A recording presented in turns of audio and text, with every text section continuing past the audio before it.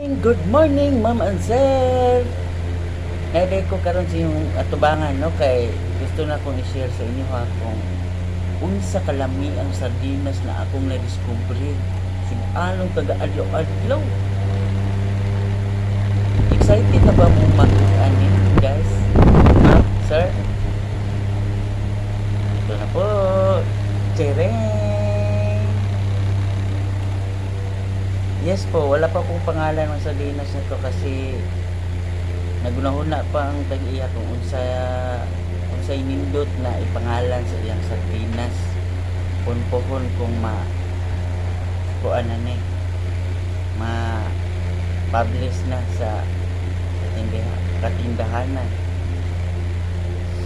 Mao ka to guys, gusto na kong i-share sa inyo karon kung unsa kalami ang sardinas na akong i-endorse sa inyo ha. Ito nang isi-open lang po to.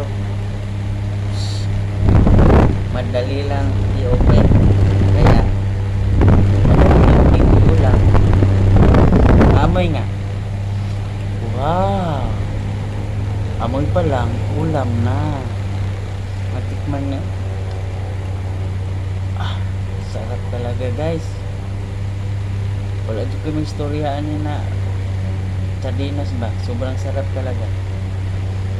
Kaya kayo, ma'am and sir, pag gusto mong mutilaw ani na sardinas, antayin nyo lang po yung part 2 para makita nyo yung pangalan ng sardinas na ini-endorse ko po sa inyo. Daghang salamat sa naglantaw. Bye-bye!